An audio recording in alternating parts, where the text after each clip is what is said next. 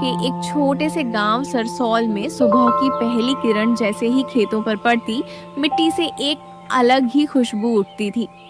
यही खुशबू उस गांव की पहचान थी। कच्चे रास्ते, पीपल का पुराना पेड़, एक छोटा सा तालाब और उसी के किनारे बसा था पूरा गांव।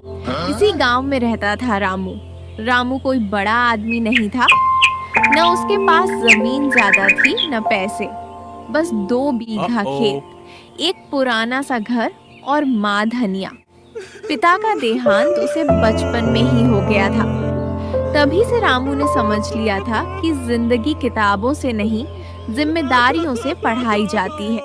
रामू सुबह अंधेरे में उठता, माँ के पैर छूता और खेतों की ओर निकल जाता। धनिया अक्सर कहती, बेटा मेहनत से कभी भागना मत, भगवान देर करता है अंधेर नहीं। राम मुस्कुरा देता, लेकिन उसके मन में एक सपना पल रहा था। इस गरीबी से बाहर निकलने का सरसौल गांव के ज्यादातर लड़के शहर जा चुके थे। कोई दिल्ली, कोई लखनऊ, कोई मुंबई। जब वे साल 2 साल में वापस आते तो नए कपड़े, मोबाइल और बड़ी बड़ी बातें लेकर आते।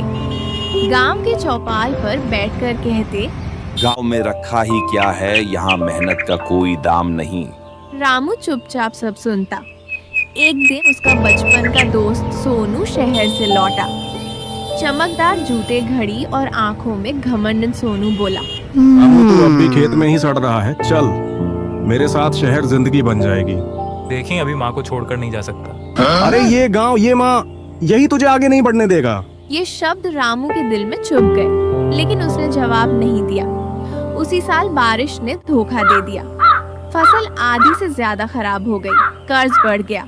साहूकार रोज दरवाजे पर आने लगा। एक रात माँ खांसते खांसते बेहोश हो गई। रामू के हाथ कांप गए। जेब में सिर्फ 300 रुपए थे। इन्हें अच्छे इलाज की जरूरत है, दवा महंगी है। उसी रात रामू ने फैसला कर लिया, उसे शहर जाना होगा। माँ की आंखों में आंसू थे, पर उसने बेटे को रोका नहीं। शहर ने रामू का स्वागत धुएं, शोर और भीड़ से किया। सोनू ने उसे एक फैक्ट्री में काम दिलवा दिया। 12 घंटे की नौकरी, कम तनख्वाह और मालिक की गालियां पहले दिन ही रामू के हाथ छिल गए। रात को वो जमीन पर लेटा और माँ की याद में रो पड़ा। वहाँ कोई पूछने वाला नहीं था। एक दिन फैक्ट्री में हादसा हो गया। एक मजदूर की उंगली कट गई। मालिक बोला, काम नहीं कर सकता तो निकल जाओ। रामू को पहली बार समझ आया, शहर में इंसान नहीं, मशीन की कीमत होती है। गिरता हुआ दोस्त कुछ महीनों बाद रामू ने सोनू को बदला हुआ पाया। शराब, झूठ और दिखावा। एक रात सोनू बोला, सिस्टम को मात देना है तो गलत रास्ता अपनाना पड़ता है। मैं मेहनत से ही कमाऊंगा। ऐसे लोग शहर में भूखे मरते हैं। एक दिन रामू को फैक्ट्री से निकाल दिया गया। वह निराश होकर पार्क में बैठा। तभी एक बुजुर्ग आदमी पास आकर बैठे। नाम था शिवनाथ जी। उन्होंने रामू की कहानी सुनी और कहा, बेटा, अगर मेहनत करने का हौसला है तो गांव सबसे बड़ा स्कूल है। शिवनाथ जी एक रिटायर्ड कृषि अधिकारी थे। उन्होंने रामू को जैविक खेती के बारे में बताया। रामू की आंखों में पहली बार उम्मीद जगी। रामू वापस सरसौल लौट आया। लोगों ने ताना मारा, पर रामू रुका नहीं। उसने अपनी 2 बीघा जमीन में रासायनिक खाद छोड़कर जैविक खेती शुरू की।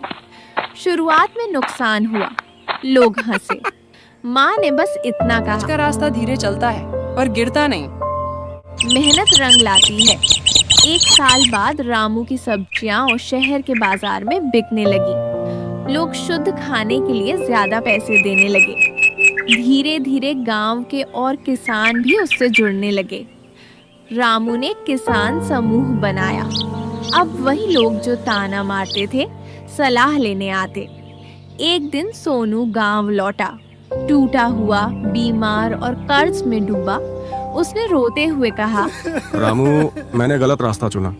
गलती सब करते हैं, पर सीखना जरूरी है। 90% लोग कहानी पूरी सुन लेते हैं, पर लाइक करना भूल जाते हैं।